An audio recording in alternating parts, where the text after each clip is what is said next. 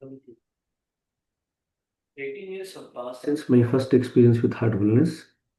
What has driven me to continue this practice for all these years? I was completely satisfied on my very first day. What remained for me to pursue? For as much peace and contentment as these last 15 years have brought, a certain inner restlessness continues to increase. That resistance comes in response to the silent inner signal in the form of a question. Are you what you ought to be?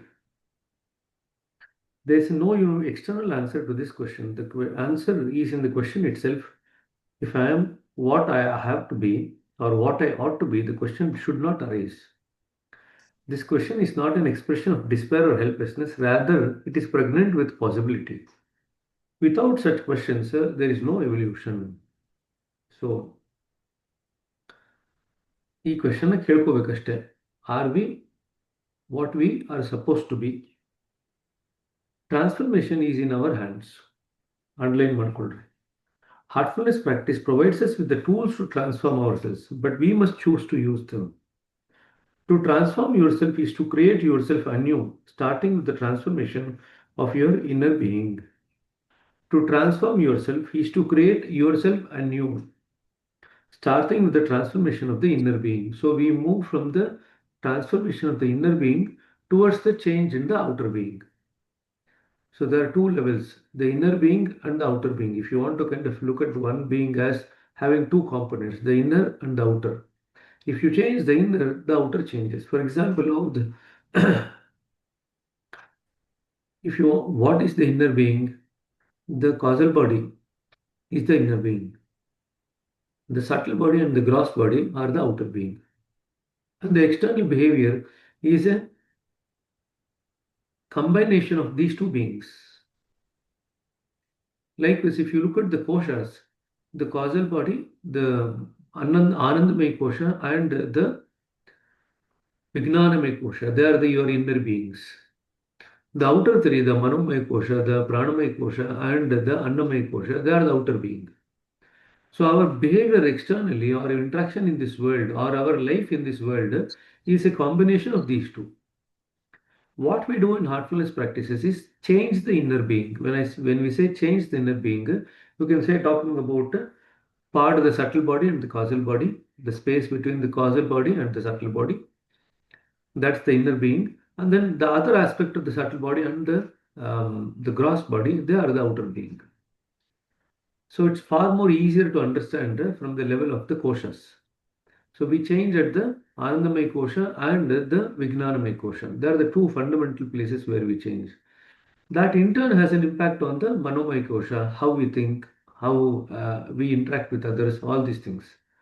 Then the Pranamay kosha, then the Annamay kosha. For example, the impact on the Pranamay kosha is that during the meditation, your breath slows down.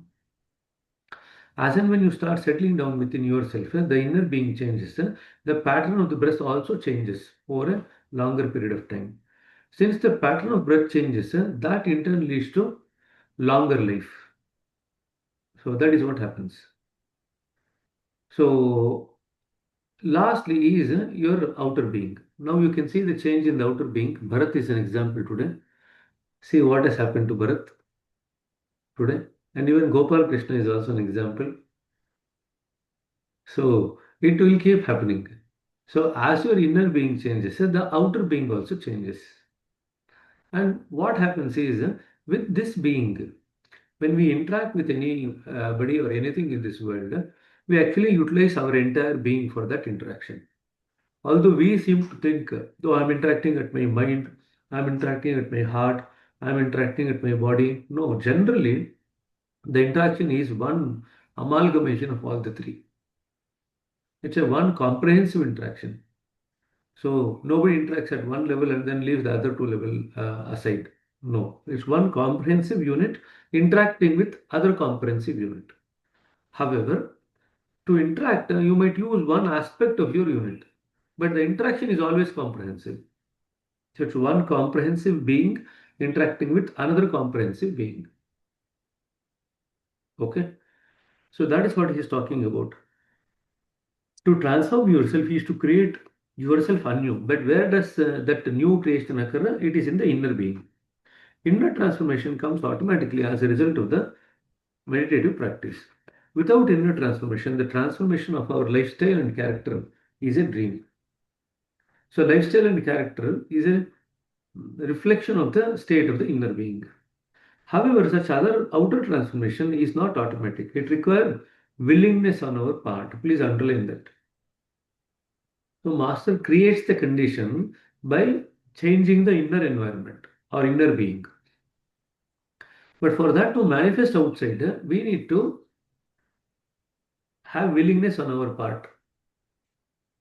So many times what happens, why is that we don't change? Is that the change occurs at the internal level and again goes back. Internally change again goes back. Because we are not ready to allow that change to percolate to the outer being. This is what happens. The miracle of heartfulness is that the very moment we decide to change ourselves, change has already arrived. We don't need to wish for it. We don't need to pray for it. We don't even need to work for it. When we are absolutely willing and open, we only need to look within ourselves and we find that it's already present. So, underline that the miracle of heartfulness is that the very moment we decide to change, the change is already there. Now, are you what you ought to be? You can also respond to this question with yet another question. How do I know what I ought to be? Again, there is no external answer. Only your heart can say. But if you are willing to listen, the heart will not remain silent on this matter. Rather, it will gush out with answers. However, even if the heart continuously gives you signals, you will miss them if your mind is turbulent as the deafening sea.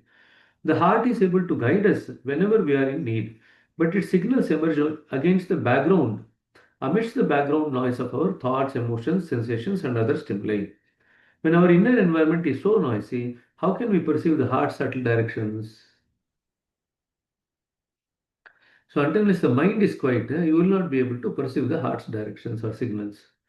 In order to describe such situations, scientists have used the signal to noise ratio. This noise ratio represents or describes the extent to which a desired signal is audible amidst the presence of background noise. For instance, when we tune a radio receiver to a certain frequency, we often hear some static. When there is too much static, the frequency becomes inaudible. The signal has been drowned out by the noise. ಹಳೆ radio ಉಪಯೋಗಿಸೋರು ಗೊತ್ತಿರುತ್ತೆ. I don't think many of you have ever use the radio. Many younger generation use ಮಾಡಿದ್ದಾರೆ radio. ಮಾಡಿದ್ದಾನೆ, ಭರತ್ ಮಾಡಿದ್ದಾನೆ. Ganesh and Sudha sister definitely would have done it, right? So you know that when you turn the knob, you can hear zzz sound. No, that is the noise. That's the static noise. And then you can hear the audible noise after the static has come down to some extent, as and when you fine tune to a particular frequency. The signals within never shout, they never insist. They come out gently and softly as a whisper. They are not words, but subtle feelings reflected in the mind as inspired ideas. Unless the mind is silent and still, unless our emotions are balanced, these signals never surface to our awareness. Underline that word. The mind has to be still and silent and subtle to be able to pick up these signals. Imagine a treasure chest that sits at the bottom of a lake. If only the lake were placid and clear, you will be able to see the golden glimmers under the surface. But the water is rough and filled with sediment, and you cannot see a thing. This lake is the mind, and the treasure trove chest is the heart. The waves are our unregulated thoughts, and the sediment is the network of impressions that distort our perception. Only when the mind becomes calm and clear can the heart reveal the secrets. In order for it to become calm, we have to meditate. In order for it to become clean, we have to do the cleaning. In order to be receptive to the heart's divine message, we must maintain an inner attitude of prayerfulness and humility. With a receptive attitude and the mind that is calm and clear, the heart's impulses are automatically translated into inspired thoughts. Underline ಮಾಡ್ಕೊಳ್ರಿ. I keep telling you, the inspiration, the nice inspiration/intuition. That's where it's coming from. With a receptive attitude and the mind that is calm and clear, the heart's impulses are automatically translated into inspired thoughts. These inspired thoughts now guide our response to life's varied circumstances. Throughout history, human beings have regarded inspiration as something that comes of its own accord, something beyond our conscious control. However, we can make ourselves receptive to it. That's our job, making ourselves receptive to it. All we need to do is still the mind through meditative practices. In that sense, meditation is a way to actively cultivate inspiration, which we can then capture. But what do we do with that captured inspiration? We can use it to respond heartfully to circumstances, or we can choose to react with the mind instead. Daji once told me that if we choose to ignore the heart's evolutionary signals, no practice can help us. No guru, nor even God can help us. Why not? I asked him. It is easy to wake up a sleeping person, he said, but no one can wake up a person who is only pretending to sleep. If you are responsive to the heart, it speaks to you with progressive clarity. If you ignore signals, they become weaker and more difficult to perceive, but it is easy to follow the heart. All we need is a little courage and conviction which arise out of repeated experience. That's why I said, even if you want to find out a guru, you need to test them repeatedly. Then only you need to accept them, not as by a one-off experience. Okay, repeated experience confirms your earlier reading. The heart's inspirations are always in accordance with nature, which is love itself. Underline that. The heart's inspiration is always in tune with nature. That's why it does not allow you to form samskaras. When you listen to the heart's inspirations or heart signals, you do not form samskaras. The heart will never lead you astray. It will never tell you to rob anyone, for instance, or to hurt anyone. Therefore, when living with the heart's inspirations, our actions become effortless and automatically good. At times, the heart inspires us to take positive actions. It tells us to help someone, or perhaps it may give us a new insight. That heart can only assume the form of your conscience and warn you against a negative action. Again, the heart can only assume the form of your conscience and when you warn you against a negative action. However, it rarely produces positive feedback. As Daja often says, the heart does not congratulate you for your good deeds. It will not say you did well.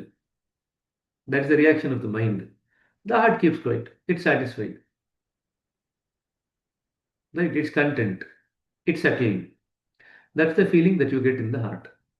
But the mind can congratulate you. The heart will never, what to say, congratulate. It is happy in itself.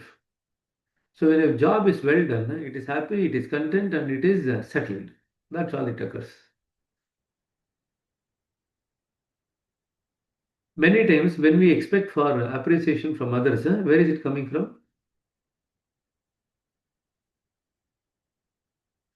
The mind expects appreciation. The heart does not. Heart is happy and content. A job well done makes the heart happy and content and settled. After beyond that, it doesn't require anything. So for a person who is aligned to the heart, their work itself gives them the happiness and the settlement and the contentment. They don't want anything beyond that. Anything beyond that means if they are expecting anything beyond that, that means that's a expectation at the level of the mind. So where is Bharat sitting today? You are putting some background. Is it a different background that you put? I'm in Kana. Ah, that is why. Oh, you went to Ghana. You told us that you were coming to Bangalore. Suddenly you went to Ghana. No, for this 1 week, I'm in Kana. After that, I'll to Bangalore. Oh. Because it looks like a different place, not like a house. So the background is totally different. Down. Ah, you're in the dorm, huh? Hmm. So in the bunk bed, sitting in the bunk bed then. This is a veranda. Oh, in the veranda. Mm. Okay, good. No problem. So whenever we require appreciation, it is part of the mind that we are trying to pacify. When we are fully settled in the heart, when the work is done, you don't require anything. So masters do not wait for appreciation. It is just job done and that's it. Because there's no mind even to seek appreciation. But we at our level sometimes err on the side of seeking appreciation. At the heart level, you just do the thing and then leave it. Okay? Do your lungs congratulate you for breathing normally? He once asked me. We only become aware of our breathing when it is labored. It's a signal that something is wrong. Similarly, the heart will never say, "Wow, you're doing great stuff." It simply informs you when you need to change yourself. That's all. Yes, so in other words, the heart actually speaks more louder when it's indicating that we need to change. When we are what we are supposed to be, the heart is very quiet. It doesn't say anything. Yet, when your orientation in life becomes evolutionary in nature, the heart positively vibrates with mystical joy. This is the heart's elation, its purpose being fulfilled. This is what happens as we expand in consciousness and start tapping into the superconsciousness. So, I'll say again, when your orientation in life becomes evolutionary in nature, the heart positively vibrates with mystical joy. That is heart's elation, its purpose being fulfilled. But when in our orientation, is our orientation evolutionary? To answer this question, we must understand something about the heart. The heart is biased towards common good. Underline that. The heart is not looking for individual good. The heart is always biased towards common good. A preoccupation with one's own individual evolution does not move the heart because the heart is not preoccupied with self. The mind thinks mine, but the heart thinks our. The mind thinks me, but the heart thinks we. To the heart, the universe is a whole. So when we do things which are necessary for the universe, then we feel settled. When we do things which are only for ourselves, then we feel that somehow we are not satisfied. We are not content. There is lack of peace.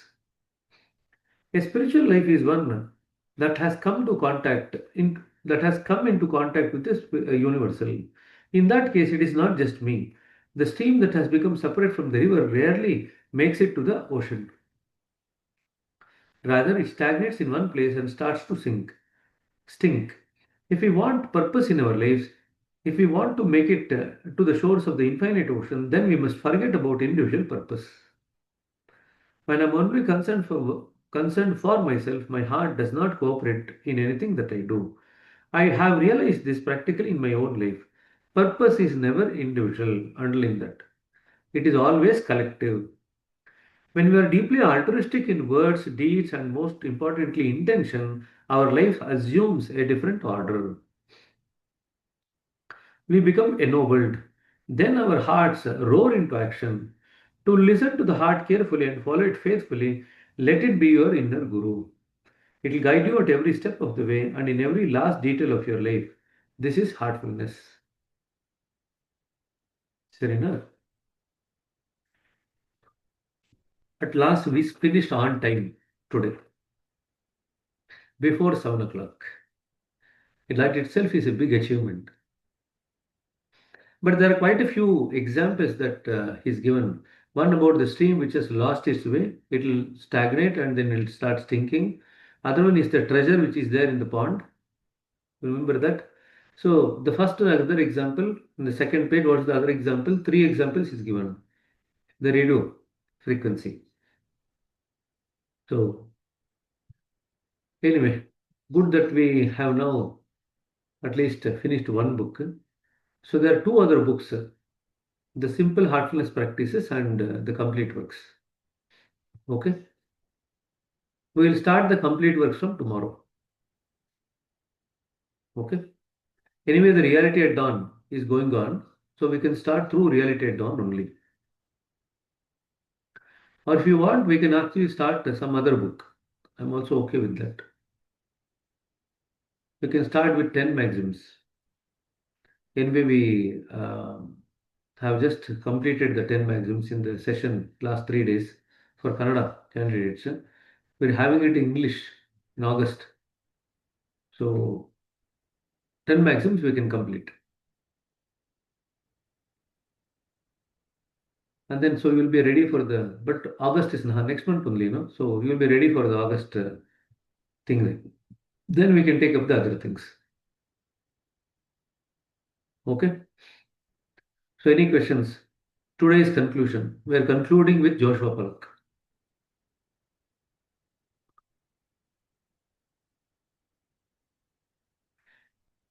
So volunteer work ಏನು ಸುಮ್ಮನೆ visit Bharat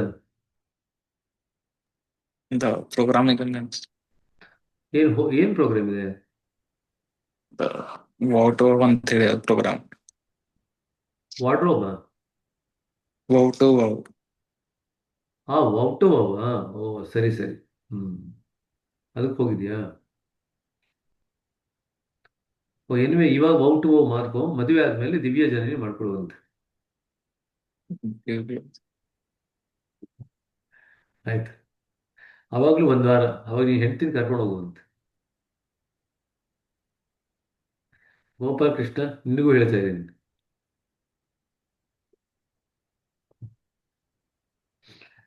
Gopal Krishna ಹೇಳ್ತಾನೆ ಅವಾಗ ಬರೀ ಭರತ್ ಮಾತ್ರ ಯಾಕೆ ಕಳಿಸ್ತೀರಾ ನನ್ನ ಯಾಕೆ ಕಳಿಸ್ತಾ ಇಲ್ಲ ಅಂತ